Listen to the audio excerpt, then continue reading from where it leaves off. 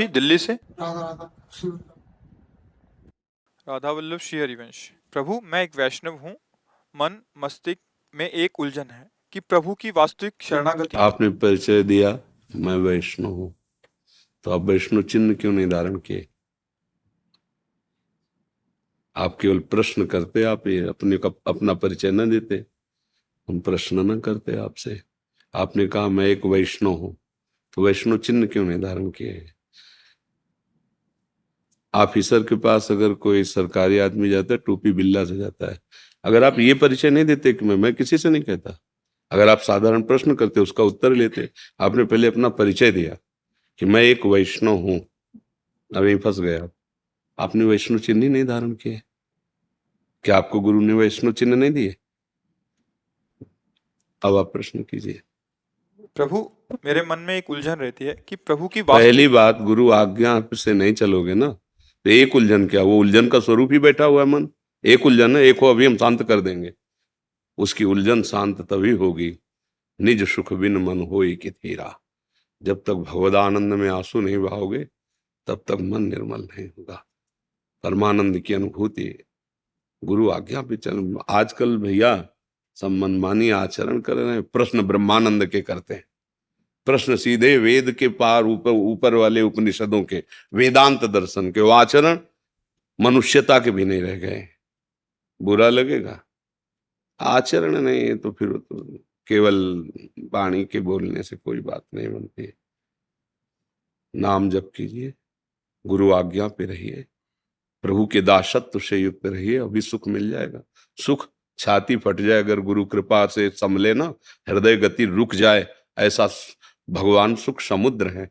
अब 0 वाट में अगर 11,000 वाट बिजली छोड़ दी जाए तो दशा क्या होगी? दिखाई भी नहीं देगा, वैसे फ्यूज हो जाएगा।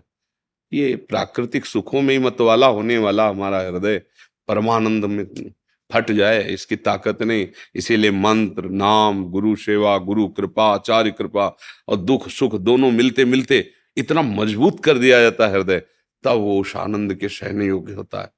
अरे नाम जप करो, अच्छे पवित्र आचरण करो, गुरु आज्ञा में रहो, फिर देखो कोई प्रश्न बचता है क्या? बताओ आप, कोई प्रश्न बचेगा क्या? भैया सीधी बात है, 2 प्रकार के कर्म सबसे जबरदस्ती होते रहते हैं। जबरदस्ती का मतलब माया के 3 गुण, सतोगुण, रजोगुण, तमोगुण, वो आपको बलात् प्रेरित करते रहेंगे। तीनों गुण अपना प्रभाव दिखाते रहेंगे, शुभ और अशुभ, पाप और पुण्य, 2 ही प्रकार के कर्म होते हैं। गुरु कृपा इन दोनों से निकालती है। भजन कोई शुभ कर्म के अंतर्गत नहीं आता। भजन त्रिगुणातीत है। प्रभु त्रिगुणातीत हैं तो नाम त्रिगुणातीत है, धाम त्रिगुणातीत है, भगवान की लीला रूप सब त्रिगुणातीत है। सच्चिदानंद रूपाय, रूप का क्या ना, उनका नाम सच्चिदानंद, उनका रूप सच्चिदानंद, लीला सच्चिदानंद, धाम सच्चिदानंद। भाई जब तक ये 2 कर्म होते रहेंगे शुभ अशुभ, तब तक द्वंद्व होता रहेगा, सुख और दुख, हर्ष और शोक, अनुकूलता और प्रतिकूलता, निंदा और सम्मान, प्रशंसा होता ही रहेगा, रोक नहीं सकता कोई। इसका परिणाम है। बोलो इसी में तो हम सब है। आप देखो झांक के, चाहते हैं सदैव प्रशंसा होती रहे, सदैव मान मिलता रहे, सदैव सुखी रहे, सदैव सब अनुकूल रहे। कर्म कर रहे हैं सदैव प्रतिकूलता वाले, कर्म कर रहे हैं दुख वाले, सोच विचार है हमारी दुख वाली। कैसे मिल जाएगा? आप विचार करके देखो, कैसे कैसे आपको सुख मिल जाएगा? अगर बम्बूल बोओगे तो कलमी आम थोड़ी खा लोगे, कांटे उसमें दिखाई देंगे। भाई सच्ची बात, तुम कर्मभूमि में आए हुए हो, भारत कर्मभूमि है, मृत्यु लोक कर्मभूमि है। जैसे विचार करोगे वैसा ही संकल्प बनेगा, जैसा संकल्प बनेगा वैसी क्रिया होगी, और जैसी क्रिया होगी वैसा परिणाम।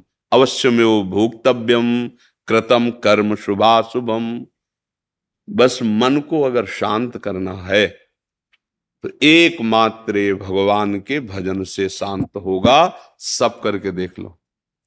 आप लोग तो संसार में हो, विचार करके देखो, जिस बात के लिए हमारा हृदय कहता कि एक बार ऐसा कर लेता, वो लाखों बार लाखों लोग कर रहे हैं लेकिन अशांत है। इसका मतलब मेरी बुद्धि, मेरा मन मेरे को धोखा दे रहा है।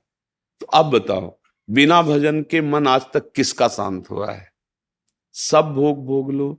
जो हम सोचते हैं कि अगर इतना इतना हो जाए तो मौज में हो जाए, उससे अधिक किसी के पास है, और वो मौज में नहीं है, वो भी चिंतित है, वो भी दुखी है, वो भी अशांत है।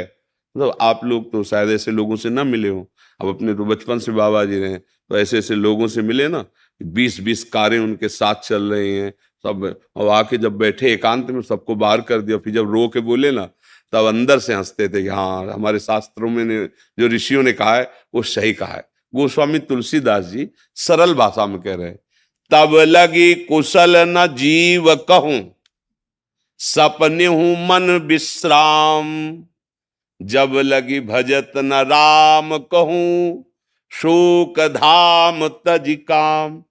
उर्दू में नहीं कह रहे हैं, कोई विदेशी भाषा में नहीं बोल, सीधे हिंदी में बोल रहे हैं। तुम्हारे को तब लग न कुशल होगा, न मंगल होगा, न मन स्वप्न में भी शांत विश्राम होगा, जब लग तुम इस शोक धाम कामनाओं का त्याग करके भजन नहीं करोगे। भजन के बिना, हमारे यहाँ श्री हित ध्रुवदास जी बहुत बड़े प्रेमी रसिक महापुरुष हुए, उन्होंने कहा, जो चाहत है नित्य सुख अर मन को विश्राम, हित ध्रुव हित सो भजत रहु, पल पल श्यामा श्याम, श्यामा श्याम, श्यामा। अभी सुख मिल जाए। यदि नित्य सुख चाहते हो, मन का विश्राम चाहते हो, हर प्रश्न का उत्तर समाधान चाहते हो, नाम जप करो। जो नाम प्रिय हो, जो गुरु जी ने दिया हो, उस नाम बिना बारी मथे घृतोए बर, सिकता ते बरु तेल, बिनु हरि भजन न बहुतरी, यह सिद्धांत पेल। चाहे जितने प्रश्न कर लो, चाहे जितने उत्तर दे लो, जब तक नाम जप नहीं करोगे तब तक बात नहीं। समझ में आ रहा है जी? निर्मल भारद्वाज जी। राधे राधे। महाराज जी चरण वंदना। महाराज जी, मैं सरहिंद फतेहगढ़ साहिब जी का रहने वाला हूँ। ये शहीदों की धरती है। महाराज जी, जब सारी सृष्टि और प्रकृति भगवान ने प्रकट की है, अपने स्वरूप में शिव जी और ब्रह्मा प्रकट किए हैं, राक्षस देवता समुद्र मंथन कराया, अमृत देवताओं को दिया, मदिरा राक्षसों को दी। जो जीव आत्मा है वो भगवान की चेतना और शक्ति से चलती है। फिर मन, बुद्धि और इंद्रियां जड़ शरीर की अधीन कैसे हो सकती हैं? और ये भी तो उन्हीं के डिपार्टमेंट है, अलग है क्या? प्रकृति के द्वारा ये तो है ना, अष्टधा प्रकृति में ये आते, महातत्व, अहंकार, ये मन, ये 5 ज्ञान इंद्रियां, ये सब प्रकृति का तो है। एकमात्र परांश भगवान का जो जीव है, जिसे माया में आसक्त होने के कारण जीव कहा गया, अन्यथा सब प्रकृति ही तो है। तुम जिसे जड़ प्रकृति में आसक्त करो वो भी तो प्रकृति के अंतर्गत ही है। अष्टधा प्रकृति में यही है ना, मन, बुद्धि, अहंकार और 5 ज्ञान इंद्रियां। अब अगर उसको पूरा सब जोड़ते चले तो पंच महाभूत, पंच तन्मात्राएं, पंच कर्मेंद्रियां, तो 24 तत्व, 27 तत्व, तत्वतः ये अष्टधा प्रकृति और जीव 2 विभाग है। एक है चिदानंद भगवान का अंश, वो क्या सब प्रकृति है। ये जो मना खष्टान इंद्रियाणी प्रकृति स्थानी कर सती, तो प्रकृति के ही प्रकृति में आकर्षित हो रहे। परमात्म तत्व भूल गया अपने को, अपने स्वरूप को, और प्रकृति को अपना स्वरूप मान लिया। बस यही अज्ञान छा गया। ये सब प्रकृति है ना, इसको अपना स्वरूप मान लिया। अंतःकरण को मैं मान लिया। मन मांगता है जो, वो मैं मांग रहा हूं। मन राजी तो मैं राजी, मन नाराज तो मैं नाराज, मन नहीं लगता तो मुझे नहीं अच्छा लगता। इतना तन्मय हो गए, इसे अज्ञान कहते हैं। अज्ञान के कारण अपने स्वरूप को भूल करके इसमें फंस गया। मन बुद्धि इसमें इतना तन्मय हो गया, और हम मन बुद्धि में तन्मय हो गए, जबकि हमारा उसका बहुत बीच में अंतर है। ऐसे जैसे यहां हम एक चुंबक बलशाली रख लें और इधर लोहे के पदार्थ डाल दें, बिल्कुल संयोग नहीं है, पर इसी के पर्दे में रखें तो इसी के हिलन डुलन से वहां हिलन डुलन शुरू हो जाएगी, नहीं हो जाएगी? क्योंकि ये उसको चाह नहीं रहा कि हिले डुले, ये तो अचाह ऐसे रख दो, लेकिन हरकत उसमें हो जाएगी। लोहे के उनमें हरकत हो जाएगी। इसमें चाह नहीं है कि उसमें हरकत हो, पावर है, हरकत उसमें हो गई। आत्म तत्व का प्रकाश जो अंतःकरण है ना, उसमें पड़ रहा है, वो अचाह है, और उसको अज्ञान के कारण मैं स्वयं अपनी आत्मा मान लिया। मन को, बुद्धि को, चित्त को, अहंकार को, ज्ञान इंद्रियों को, जो शब्द स्पर्श रूप रस गंध का हमें अनुभव कराते हैं। तो ये बात के कारण हमारी दुर्गति हो गई, हम फंस गए, बंधन में युक्त हो गए। हमारा जो स्वरूप है ना, अब चूंकि वो चैतन्य घन है तो उसका उदाहरण कैसे दे? तो अकर्ता है वो, अचा है वो अविनाशी है। जो मैं हूं ना, वो अचा है, उसमें कोई चाह नहीं। अकर्ता है, उसमें कोई क्रिया नहीं। वो अविनाशी है, वो एक है, वो नित्य है, शाश्वत है। अब ये तो भूल गए। अब देखो, ये लगता है कि मेरा, अगर हम पूछें आपका परिचय, तो आप अपना जन्म स्थान बताओगे, इस शरीर का परिचय बताओगे।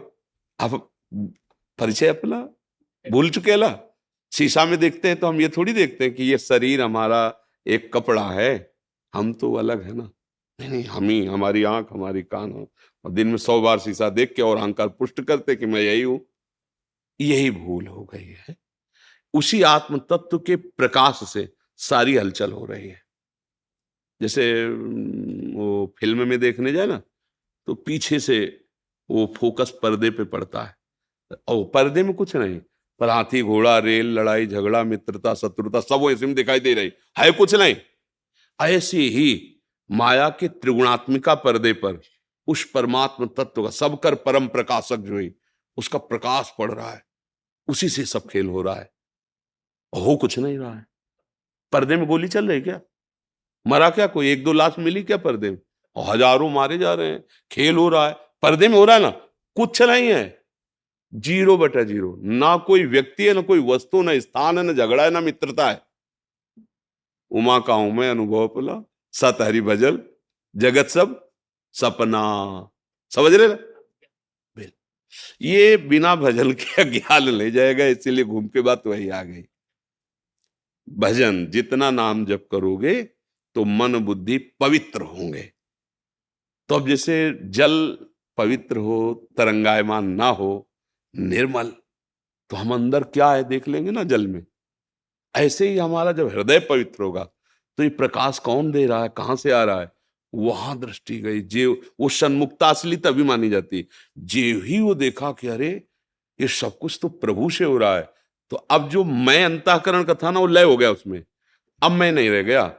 भक्ति में है तो प्रभु ही प्रभु रह गए, और ज्ञान में है तो शुद्ध आत्म स्वरूप में स्थित हो गया। अब देह भाव का जो मैं था ना, वो खत्म हो गया। तो वो मोक्ष को प्राप्त हो गया और भगवान के धाम में लीला में सम्मिलित हो गया जाके। समझ में आ रही बात जी? नागेश कुमार जी हरिद्वार से। हरिओम। राधे राधे। गुरु महाराज, आपके चरणों में दंडवत प्रणाम।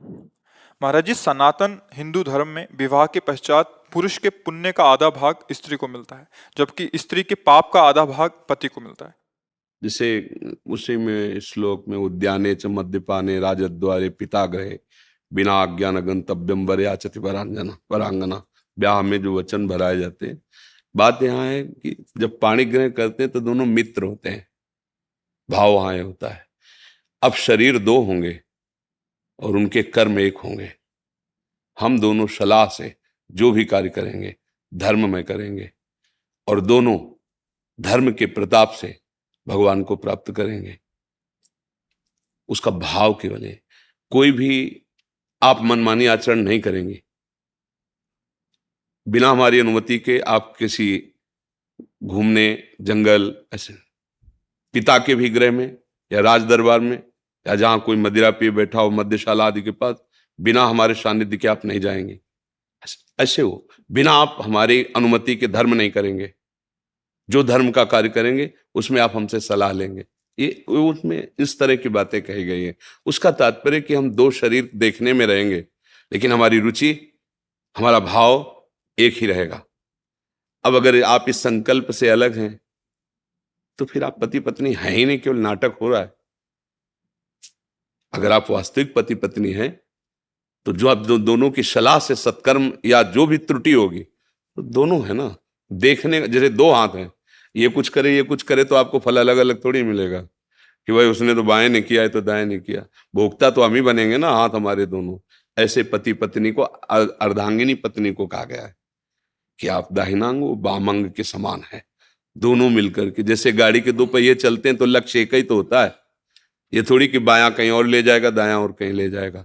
हाँ, अगर वो अलग अलग खुल के निकल जाते हैं तो गाड़ी ही नहीं है, नहीं वो तो टूट गई ना, गिर गई ना। तो दाम्पत्य जीवन क्या कि पत्नी अपनी मनमानी करे, पति अपने अपनी मनमानी करे, दोनों शास्त्र सम्मत चलें, तो वास्तविक कहते हैं ये जगत भी सुखमय उसके लिए हो जाएगा।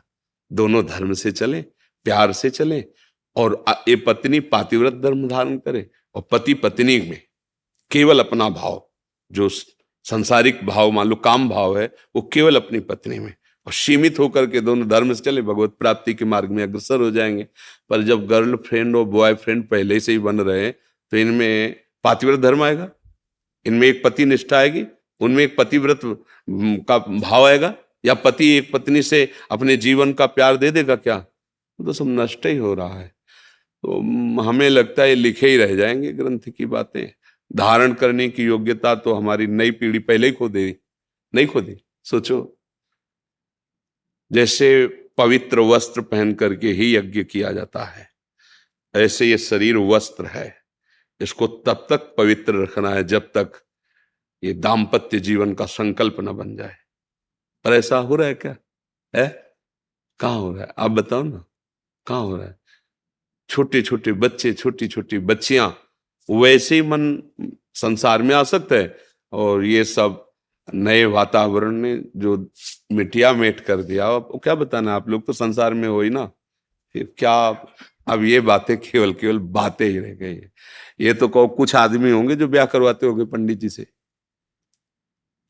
नहीं तो अब तो ऐसे उसमें लिखा लो, जज के सामने आए कोर्ट में, और या भैया मंदिर में माला डाल लिया, छुआ के हो गया हो गया। मतलब क्या यार, समय आ गया है। अब आपने उससे भाव से स्वीकार किया और 2 महीने बाद कह दिया आप हमें पसंद नहीं, तो तुमने बाजार की वस्तु समझी थी क्या? जीवन बर्बाद हो रहे हैं ना। और ये पास है, ये अब आज की समाज हमारी इसे पास करे कि पढ़ी लिखी समाज है, ये पढ़ी लिखी समाज। तो अब धर्म कहाँ कैसे? नैष्ठिक भावनाएं ही निष्ठापूर्ण नहीं रह गई है, कैसे? अब तो बस यही है कि इन किन प्रकार जैसे बने नाम जप करो, अपना कल्याण करो, और अपने जो सगे संबंधी उनके लिए नाम जप करो। वो जप करे, ऐसी भावना हम जप करके उनके लिए भी लाभ, कि तुम पुत्र हो, तुम पत्नी हो, तुम्हारी बुद्धि शुद्ध हो, तुम्हारे अंदर सद्भावनाएं आवे। बस यही हमारी शिक्षा तो यही। पत्नी नाम जप करे, कहोगे नाम जप करो, नहीं करेगी तुम्हें गुस्सा आएगा, लड़ाई झगड़ा करो। आप नाम जप करो, आप उसका मंगल करो। तो हमारी समझ में अब तो ये बात आ रही कि ये बातें निर्वाह करना कैसे हो सकता है? आप हमें बताओ, अच्छा कैसे हो सकता है? अभी तो थोड़ा, अभी तो है थोड़ा, आगे जो आएगा वो लिखा है शास्त्रों में, नहीं माने को अनुजा तनुजा, बेटी बहन की सुरक्षा घर में ही नहीं होगी। असुरक्षित जीवन, पशुवत जीवन। भाई नाम जब, इसीलिए सबको चिल्ला के कहते हैं, जब हमसे कोई प्रश्न करता है तो हम इन विषयों पे भले बात करते हैं, नहीं हम सबसे ये कहते हैं, जो हो जहां हो जैसे हो, नाम जप करो, नाम जप करो। तुम जो भी हो ठीक हो जाओगे, नाम तुम्हारा मंगल कर देगा। क्योंकि हम जानते हैं कि ये छोड़ो ये छोड़ो ये छोड़ो, फिर नाम जप करो, नहीं कर पाओगे। जो कर रहे हो करो, नहीं छोड़ पा रहे हो मत छोड़ो, एक और डाल लो ना। जहां इतनी गंदगी जमा किए हो, एक डाल लो, राधा राधा राधा राधा राधा, वो तुम्हें आत्मबल मिलेगा। तब तुम अपने आप सब छोड़ दोगे, ग्लानि होगी। आप एक नवयुवक कभी कल या परसों था, वो रो के कह रहे थे, बड़े अच्छे पोशाक में थे, रो के कह रहे थे कि मुझे अब रोज ग्लानि होती कि मैंने ऐसे ऐसे काम किए, मैंने ऐसा ऐसा खान पान किया, महाराज जी कैसे क्षमा होगा, मेरा हृदय जल रहा है। हम कहा यही क्षमा हो रहा है, देखो ना नाम ने कैसा किया, कि जो पूर्वकृत कर्म है उनके प्लस जो प्रति जो पश्चाताप, ग्लानि, यही सबसे बड़ा उत्तम उन्नति का मार्ग है। तो देखो, अब कहें आप ये छोड़ो ये छोड़ो, आपको कैसे छोड़े? राधा राधा जपना शुरू करो, अब ये आपको पावर देगा, तो अपने आप सब छूटता चला जाएगा। फिर उसका जो परिणाम है वो भस्म हो जाएगा आपकी जलन से। यार कितना मैं नीच हूं, कैसा अधम हूं, ऐसा क्यों किया, ऐसा, हे भगवान क्षमा कर दो। कभी नहीं करेंगे, हो गया क्षमा। जो हृदय जलन होता है ना, वो शांत हो जाता है। तो इसलिए भाई जहां तक हो सके इन सब विचारों को छोड़िए, नाम जप कीजिए, और पत्नी में भी भगवत भाव रखिए, परिवार में भी भगवत भाव रखिए, और अपने कर्तव्य का ध्यान रखिए। कि मेरा पत्नी के प्रति क्या कर्तव्य है, मेरा धर्म क्या है, उसका धर्म क्या है, उसके विषय में ये समय के अनुसार अगर तुम शिक्षण देने चलोगे तो तुम अपने धर्म को खो दोगे, फिर तुम्हें क्रोध आ जाएगा, फिर तुम उससे जलन पैदा करने वाला व्यवहार करने लगोगे, और हो सकता है क्रोध में हिंसा आदि दोष बड़े बड़े हो जाते हैं। इसलिए हमारी प्रार्थना है, हम अपने कर्तव्य, हमारी पत्नी आई है हमारे पास, मेरा उसके प्रति क्या कर्तव्य, बस। आप कभी दुखी नहीं हो सकते। वो जो करे, मालिक है ना, ईश्वर है ना, उसका मन ही उसको दंड देने लगेगा। शांत भाव से अगर वास्तविक सुख लेना है तो सिर्फ अपने कर्तव्य पर ध्यान देना है। ये पुत्र है, मेरा कर्तव्य इसके लिए क्या है, ये पिता है, मेरा कर्तव्य इसके लिए, उनका मेरे प्रति क्या व्यवहार है नहीं देखना। ये देखोगे तो कर्तव्य निर्वाह कर ही नहीं सकते, मेरी बात मान लेना। अगर मरीज का व्यवहार क्या है डॉक्टर के प्रति ये देखे ना, तो कभी वो डॉक्टर ही नहीं कर पाएगा। वो अपने कर्तव्य को देखता है, तो रो चिल्ला लात मार हाथ मार बांध इसके हाथ पैर और ऑपरेशन करता है, इंजेक्शन लगा देता है। बस अपने को ये समझना है जैसे पागल खाने में हो ना, और डॉक्टरी करनी हो तो कहीं से भी थप्पड़ पड़ सकता है, कहीं से भी गाली मिल सकती है, पर वो पागल है, उन्हें में सुधारना है। ऐसे चलना होगा भैया, कलयुग है। अब का जो स्वभाव स्वरूप आएगा वो तुम्हारे अनुकूल नहीं आएगा, तुमको देखना है अपने कर्तव्य को। अगर ऐसे चलोगे तो ठीक हो जाएगा। क्यों, इसमें कोई तर्क है? अच्छा। ईशा जी पूना से। श्री हरिवंश महाराज जी, आपके चरणों में कोटि कोटि प्रणाम। महाराज जी, आपकी अहेतु कृपा से ही हमें आपसे मिलने का अवसर प्राप्त हुआ है। हमें आपका सानिध्य खोने से बहुत डर लगता है, प्राण व्याकुल हो जाते हैं जब एक दिन भी बिना आपके वचनों को सुना से गुजरता है। हमारे लिए आप ही प्रियतम है। क्या एक शिष्य अपने गुरु की थोड़ी प्रतिकूलता नहीं बांट सकता? मतलब उनके शरीर पे जो ऐसे कष्ट आ रहे हैं उसे। अभी गुरु को जाना ही नहीं, इसलिए ऐसा है। अगर गुरु को जान जाओगी तो गुरु अनुकूलता और प्रतिकूलता दोनों से परे है। जो गुरु तत्व है, जो गुरु है, अगर अनुकूलता में तो जो अनुकूलता प्रतिकूलता ये द्वंद्व है, वो गुरु द्वंद्वातीतम। गुरु की जब महिमा का वर्णन किया गया ना, ब्रह्मानंदम परम सुखदम केवलम ज्ञान मूर्तिम द्वंद्वातीतम गगन सदृशम, आकाश की तरह। गुरु द्वंद्व से परे है। द्वंद्व सुख दुख, मान अपमान, लाभ हानि, अनुकूलता प्रतिकूलता, जन्म मरण, गुरु इनसे परे है। जब गुरु की प्रियता हृदय में जागृत हो तो गुरु की बात माननी, यही सबसे बड़ी गुरु की सेवा है। हमें कभी कोई दुख नहीं है, सच्ची बात कहते हैं। अब ये शरीर जो रचा है पांच भौतिक है, अब इसकी किडनी फेल है तो अब दर्द होना, परेशानियां आना, ये सब इसका विषय है। हम ये नहीं है, इसलिए हम इसके सुख दुख से ऐसे ही जैसे पड़ोस में आग लगी हो तो आंच, बस ऐसे ही। कैसी आंच? अब हम बोलते हैं, ओठ सूख रहे, प्यास लग रही, ज्यादा पिएंगे, डायलिसिस में परेशानी, किडनी में परेशानी, ये आंच है। अब अगर अभी बोलना ना हो, कोई सेवा नहीं, तो शरीर पड़ा, कोई परेशानी। ये बोल रहा है इसलिए कि ये बोलता रहे, इसलिए थोड़ा सोच भले हो, और इसमें भी कोई विक्षिप्त नहीं, कोई परेशानी नहीं। तो आप लोग कभी ये ना सोचे कि हम दुखी हैं, हम बहुत परेशान हैं, हम बहुत कष्ट में हैं। श्री जी के चरणारविंद की छाया में जो अपार सुख मिल रहा है, अगर 2 किडनी की जगह 1000 किडनी भी होती तो वो सुख थोड़ी पहुंचा देती। तो उस सुख के सामने कोई सुख नहीं है, और उस सुख के सामने कोई दुख नहीं है। तो अगर हम गुरु की सेवा करना चाहते हैं, गुरु को सुख पहुंचाना चाहते हैं, तो गुरु की आज्ञा मान ले बस। और ये लौकिक सुख हो, इसके लिए थोड़ी कि तुम शिष्य बने हो। अब जैसे कोई कहता है कि हम एक माला आपके लिए करते हैं, तो शेष माला किसके लिए करते हो? अरे भाई, तन मन प्राण गुरु को समर्पित है, तो एक माला सिर्फ हमारे लिए करते हो, और सब किसके लिए करते हो? बोले अपने लिए करते, तो तुम हो कौन? गुरु की समर्पित वस्तु हो तुम, तुम्हारा अस्तित्व ही नहीं रह गया। तुम्हारा अस्तित्व ही नहीं रह गया, तब शिष्य होता है। अपना अस्तित्व ही नहीं तब शिष्य होता है। तो जब शिष्य का अस्तित्व नहीं है तो गुरु काहे को प्रकृति का अस्तित्व रख करके उसमें सुखी दुखी होंगे।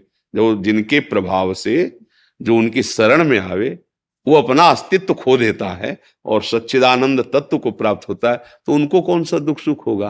पर फिर भी व्यवहार में ऐसा किया जाता है, उनकी सेवा की जाती है, उनको भोजन दिया जाता है, वस्त्र पहनाया जाता है। पर अंदर से समझ लेना चाहिए कि हमारे गुरुदेव आनंद मूर्ति हैं और गुरु जी ने नाम भी रखा है प्रेमानंद, देखा।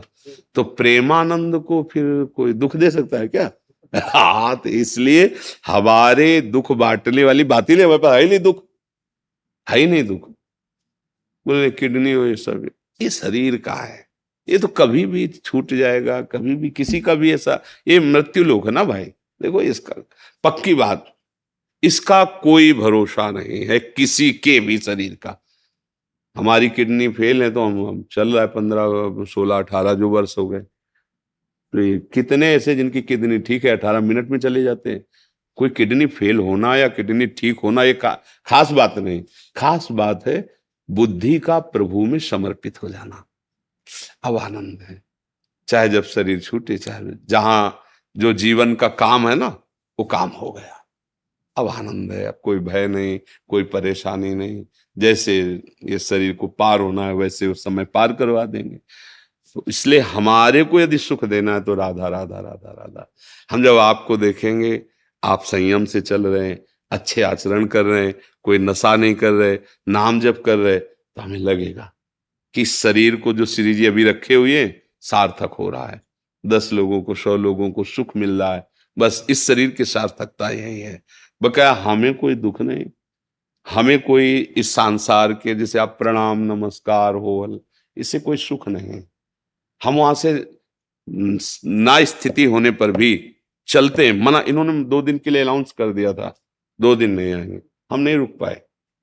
जब आए तो देखा कम से कम 1000 लोग खड़े होंगे यहां से वहां तक। पता है कि नहीं आएंगे, पहले ऐलान हो चुका है, एक दिन नहीं आए फिर भी खड़े हैं।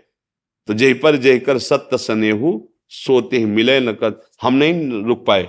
इन्होंने कहा हमने कह दिया हमें सब झूठा बोलेंगे, तुमका अपनो परण विसार भगत को पूर्व परण निभाओ। अब तो चाहे झूठे कहो चाहे गाली दो, पर हम चलेंगे। आए, नाच रहे थे, उल्लसित हो रहे थे, प्रसन्नता दिखाई दे रही थी। रात्रि के 2:30 बजे हैं और वो खड़े हैं, पता है अलाउंस हो रहा वो नहीं आएंगे, फिर भी खड़े हैं। क्या है? अब वो जब खड़े हैं तो हम कैसे चैन से बैठ सकते हैं? हम भी उसी मार्ग पे। तो हमारा चलना, हमारा बोलना, हमारा देखना, हमारा स्वीकार करना, हमारा हर विषय केवल इस बात पे है कि ये जीवन की सार्थकता आपकी मुस्कुराहट है। आप सुखी हो जाएं, आप सच्चे आनंद को प्राप्त हो जाएं, तो फिर हमें दुख कहाँ है? हमें कहाँ? अगर इसका हम दुख माने तो अभी व्हील चेयर पे हो जाएं। अभी सारा चिंतन का खेल होता है। तो वो चिंतन से ब्लड प्रेशर हाई होता है, नहीं होता? चिंतन से काम आया तो चिंतन में परेशान, क्रोध आया तो देखो कैसे आपका रूप बिगड़ जाता है। ऐसे ही चिंतन से अगर हम प्रियालाल का चिंतन कर रहे, शीतल हृदय, आनंद है, मृत्यु खिलौना लग रही, अभी संसार का चिंतन होने लगे, अभी सब गड़बड़ हो जाए। वही बात आपको बार बार सबसे कहते हैं, नाम जप करो, भगवद आश्रित रहो। ये जीवन एक धरोहर की तरह है, प्रभु ने तुम्हें दिया है। अब इसको अगर तुम इधर उधर खर्चा कर देते हो तो बेईमानी मानी जाएगी और आपको दंड मिलेगा। मालिक की चीज मालिक तक पहुंचा दे। कबीरदास जी कहते हैं, चदरिया जैसी की तैसी रख दीनी, जैसी दी थी वैसे ही वापस कर दी, मुक्त हो गए। गंदी कर दी तो फिर गंदे आचरण करना, गंदा भाव त्याग करो, नाम जप करते सच्चाई से चलो। देखो मन अगर खराब होता है तो गृहस्थी धर्म में पत्नी है, मतलब वो सब लीलाएं हैं ना, तो कौन कहता बाबा जी बन जाओ भाई? अगर मन खराब हो रहा है तो भगवान ने वो भी मार्ग बनाया, वो ऐसे चलो जैसे गृहस्थ धर्म में, और नाम जप करो। अगर विरक्ति ले ली तो किसने कहा था? आपने ही तो ली है, तो फिर प्राणपन से निर्वाह करो।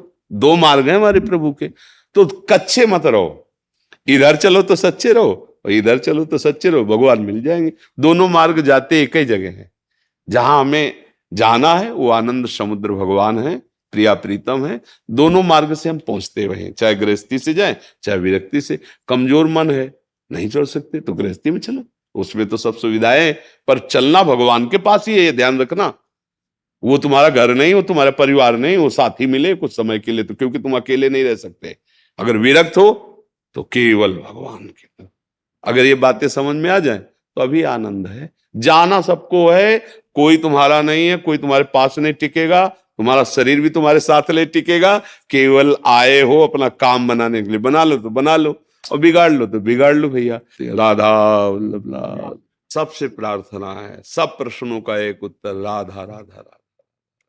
जैसे बने वैसे नाम जप करते रहो, जो तुम छोड़ पाओ छोड़ दो, ना छोड़ पाओ पकड़ लो, राधा राधा राधा राधा। देखे तो छोड़ना बड़ा कठिन है भैया, छोड़ पाओ तो छोड़ दो, ना छोड़ पाओ तो ये पकड़ तो ले ना, पकड़ना तो सहज है ना, राधा राधा राधा। ये सब जो छोड़ना चाहिए वो छुड़ा देगा, जहां पहुंचाना चाहिए वहां पहुंचा देगा। बस राधा राधा राधा जीवन का सार। बस मान लो हमारी बात, कुछ लेना न देना मगन रहना। आपको आनंद प्रदान करने के लिए कह रहे हैं कि मान लो हमारी बात, है ना। हमारी प्रार्थना है कि अगर आप जीवन में उन्नति चाहते हो, सुख चाहते हो, आनंद चाहते हो, तो दुख सुख की परिस्थितियों को सहते हुए बस राधा राधा राधा राधा। क्योंकि ये पीछे का हिसाब है, ये अभी का नहीं है, उसको अभी से मत जोड़िए। अब जो राधा राधा कह रहे नई फसल है, इसको काटने के लिए समय चाहिए, तो अभी जो पिछली फसल उसको चुपचाप भोग लो, वो तुम्हारी की हुई है, और राधा राधा राधा राधा निकल चलो। अपने लोग क्या होते हैं, वर्तमान की स्थिति को अभी के भजन से जोड़ते हैं कि 10 दिन हुए हम वृंदावन गए, भजन शुरू किया, लेकिन देखो ये दुख आ गया, क्या लाभ मिला। भैया ये पुरानी पुरानी फसल है, उसको चुपचाप भोग लो, भोगना पड़ेगा। अब ये तुम्हारी नई फसल है जो प्रकाशित करेगी, आनंद प्रदान करेगी। जय श्री राधे महाराज जी। महाराज जी, मुझे मेरी पत्नी के प्रति बिल्कुल भी आकर्षण नहीं आ रहा, दूसरी स्त्रियों के प्रति मन आकर्षित होता है। नहीं मन होना को चाहिए। समझाना, नहीं, किसका समझाते प्रश्न है? समझाते थक गया। हाँ नहीं, बिल्कुल नहीं होना चाहिए बच्चा। खास बात समझो तुम, देखो अब खास बात ये है कि ये चमड़ी का खेल है। यहाँ मलाशय मूत्राशय, कुछ खास बात कहीं सोने के नहीं लगे अंग, कहीं हीरा जवाहरात के अंग नहीं बने, सब मांस के बने और सब मलमूत्र के द्वार हैं। केवल वो बुद्धि मलिन हो चुकी है, इसलिए आकर्षण है। तो उस आकर्षण को मिटाने के लिए हमारे शास्त्र ने पाणि ग्रहण संस्कार ब्याह का कि आप सीमित होकर करोगे तो एक दिन आपको अपने आप वैराग्य हो जाएगा। सच्ची मानना, आप एक पत्नी में आसक्त हो जाए, कुछ दिनों के बाद आपको घृणा होने लगेगी, यार क्या है इसमें, आने लगे, क्योंकि इसमें सुख लगे। तभी देखा है हमने, गांव में देखा है, थोड़े थोड़े संतान हो गए, दरवाजे के बाहर चारपाई में लेटने लगे, अपने आप संयम में आने लगे। धर्म, अगर आप दूसरी माताओं बहनों की तरफ देखोगे तो ये लिख लो हमारी बात, तुम्हारी कामाशक्ति बढ़ती जाएगी और तुम्हें ऐसा विश्वास होगा कि इसमें सुख है, और वो ऐसी जगह फंसाएगा कि तुम्हारी फिर जो हालत होगी वो ना अंदर से और ना बाहर से तुम झेल नहीं पाओगे। पक्की बात है, पक्की बात। जब बिगड़ जाएगा ना आचरण तुम्हारा, तो फिर ना अंदर सुधर पाओगे ना बाहर तुम रह पाओगे। जो पराई स्त्री पर नजर डालते, कितने दिन छुपोगे? एक दिन जब चौड़े पे आओगे तो कोई ना कोई है ना उस स्त्री का, भाई होगा, पिता होगा, पति होगा, कोई ना कोई तो है संरक्षा में, और कोई नहीं है तो काल है। काल तुम्हें ऐसी जगह फंसा के नष्ट करेगा, होश उड़ जाए। व्यभिचारी की कभी भी सुख शांति सदगति नहीं होती। अगर ब्याह हुआ है तो अपनी पत्नी में ही भगवत भाव करके कि प्रभु इसी रूप में आए, हमारे अंदर चाह थी भाई कोई साथी मिले तो इसी रूप में आए हैं बस, और शांत। ये उद्दंडता अगर बनी रही तो दुर्गति पक्की है, पक्की। इसलिए मतलब ये नेत्र चराना बंद करो, ये नेत्रों को जो चराना होता है ना, हाँ ये दैवी शक्ति है। जितना बुरा देख करके सोचोगे उतने तुम्हारे सुकृत नष्ट हो जाएंगे और आगे तुम्हें दुख मिलेगा पक्का। इसलिए बहुत होश में रहो, बहुत होश में। जरा सी गलती तुम्हारे कई जीवनों को नष्ट कर देगी। देखो एक बीच में हमें किसी ने बताया था कि वहाँ कोई स्कूटी से लड़की जा रही थी, उसकी स्कूटी खराब हुई और 4 लोग ट्रक वाले ऐसे खड़े थे, जो काम दुकान जानते हैं, ले गए और गंदे आचरण करके तेल डाल के उसे जला के मार दिया। दूसरे दिन पता चला कि सुबह उनको वहीं गोली मार दी थी, वहीं मार दी गई थी। शायद हैदराबाद की तरफ ऐसे कहीं किसी ने देखा, परिणाम देखो ना। देखो ना, ये इतना ही थोड़ी परिणाम है, ये तो यहाँ का हुआ व्यवस्था। आगे जो व्यवस्था होगी वो इतनी बुरी व्यवस्था है नरक में कि वहां कोई किसी की सुनता नहीं, वहां कोई सिफारिश नहीं, वहां मरना नहीं। वहां अगर कोलू में पेरे जा रहे हो तो पूरे चैतन्य एकदम बेहोश नहीं, बार बार। तो इसलिए जो पराई स्त्री के साथ संभोग की तो वो लोहे का खंभ तपता हुआ आग की ज्वाला की तरह 10-10 हजार वर्ष तक चिपकाया जाता है। जलते रहो, मरना है नहीं। ऐसा अगर स्त्री कोई पराये पुरुष के साथ ऐसा, बहुत होश में, ये मिथ्या नहीं है। जैसे अभी आपको लगता है क्या कानून है यार, जो कर फंस जाओ जरा सा, तुम्हारे ऊपर केवल कानून में जाके रिपोर्ट हो जाए कि आप छेड़ रहे थे, आप ऐसा कर, फिर देखो क्या होता है। अगर आप प्रमाणित पाए गए तो आपको सजा हो सकती है, आजीवन कारावास या जो भी दंड मिल सकता है। तो है ना दंड विधान, तुम्हारी मनमानी से थोड़ी है। ऐसे ही ये भागवतिक दंड विधान जो नरक, अरे कहां नरक स्वर्ग, ऐसा नहीं है। जेल है ना भारत में, दंड विधान है ना। अरे बोले कौन देखता है किसकी, तो जब यहां से पकड़ के जाते हैं ना तो पिटाई चौराहे पे नहीं की जाती है। ऐसे नरक एकांत में बला है, वहां जाके सड़ाया जाता है। वहां सीसीटीवी से थोड़ी सबको भेजा जाता है कि देखो ये नरक का दंड मिल रहा है। ये शास्त्रीय विधान भैया, बहुत सबसे ज्यादा खतरनाक ये अपराध गिरा देता है। क्योंकि मनुष्य शरीर में स्त्री शरीर की तरफ या भोगों की तरफ आकर्षण और शासन न रह पाने के कारण आज तो मनोरंजन समझा जाता है। शास्त्रीय मर्यादाएं, धर्म, इनकी तरफ तो वृत्ति नहीं जा रही, इसको तो मनोरंजन कि यार कुछ नहीं इसमें नहीं, आज तुम्हारा इधर कल उधर, ऐसा नहीं, फिर दुर्गति भी भोगनी पड़ती है। ये भारत देश है, परम पवित्र देश है, ये धर्म के अनुसार चलने वाला देश है। यहाँ जन्म होना, यहाँ बहुत महिमा, जहाँ पावन गंगा जी, यमुना जी, प्रभु श्री कृष्ण, प्रभु श्री राम, महादेव जी, यहाँ देखो ना कितने भागवती को अवतार, कितनी महिमा। और ऐसे देश में पैदा होकर विदेशी आचरणों का अनुकरण करे, बहुत सावधान, बहुत सावधान, ये गलती होने ही ना पावे। बहुत जो चाहे आपन कल्याणा, सुजस सुबत शुभ गति शुभ नाना, सो परनार लीलार गोसाई, तजो चौथ के चंद किनाए। दूसरी माताओं बहनों को काम दृष्टि से देखने का मतलब अपने सर्वनाश का निमंत्रण देना। बहुत होश में, अगर कभी कोई ऐसा संयोग बनता है तो उसे हाथ जोड़ के समझाना होता है, नहीं नहीं नहीं, नहीं, आप अपने धर्म से चलिए, मैं ऐसा नहीं कर सकता। जैसे उर्वशी जी अर्जुन को वहां स्वर्ग में, तो उन्होंने कहा आप माता कुंती के समान पूज्य, हम ऐसा, तो उनका जा नपुंसक को साफ स्वीकार कर लिया, गलत नहीं। तो अपने धर्म से चलोगे तो भगवान रक्षा करते, वही साफ वरदान का काम बना, जो अज्ञातवास में वही काम कर गया। नहीं तो कैसे इतने बड़ा महारथी छुपता। देखो वो लगा साप दे दिया, पर धर्म से थे तो वरदान का काम बन गया, अज्ञातवास में वो काम आ गया। इसलिए धर्म से चलो, कभी हानि होने वाली नहीं। बहुत अच्छा भी आपका हृदय है जो आप अपने दोस्त को पकड़ पा रहे हैं और उससे निवृत्त होना चाहते हैं। कभी ऐसी गलती मत करना, नहीं नहीं, ये सब वो भयानक पाप है जो मतलब बिल्कुल नष्ट कर देते हैं। आज समाज इस बात को नहीं देख रही। बहुत खुशी होते हैं जब किसी के साथ गंदा व्यवहार करने का अवसर मिलता है, समझते मानो मैंने बाजी जीत ली, जीत नहीं ली। इसका परिणाम जब आएगा, तब चाहे स्त्री हो चाहे पुरुष हो, जब परिणाम आएगा तब देखना। थोड़ा हमारे मालिक के दरबार में रजिस्टर विलंब से खुलता है। अनंत ब्रह्मांडों के जीव हैं, पर जिस दिन खुलेगा तुम्हारे पुरखा पानी पा जाएंगे, पक्का समझ लेना। वो आग कोई घूस नहीं चलती और कोई वकालत नहीं चलती, सीधा और करेक्ट, भ्रम नहीं हो सकता। ऐसा नहीं कि मैंने ऐसा नहीं किया था, ऐसा नहीं है, वो तुम्हारे हृदय में बैठा है। एक बार स्वीकृति उसको कराई जाती है, ऐसा हुआ कि नहीं उसको दिखाई दे रहा, बस तुरंत उसको भोग दंड मिलता है उसका। इसलिए बचो, राधा राधा राधा, इसीलिए कहते हैं हाँ, नाम संकीर्तनम यस्य सर्व पाप प्रणाशनम, जिनका नाम कीर्तन करने से सारे पाप नष्ट हो जाते हैं। सबसे गलतियां होती हैं, प्रभु क्षमा भी करते हैं। तो राधा राधा नाम जप करो, कभी ऐसा नहीं। माताओं बहनों की तरफ ये देवी शक्ति है, जो अपने पाणी ग्रहण करके धर्म के अनुसार स्वीकार किया वही भाव रखो। नहीं ब्याह हुआ तो संयम से रहो, भजन करो, मुक्त हो जाओ। भगवान ने मनुष्य जीवन भोगों के लिए नहीं, भजन के लिए दिया है।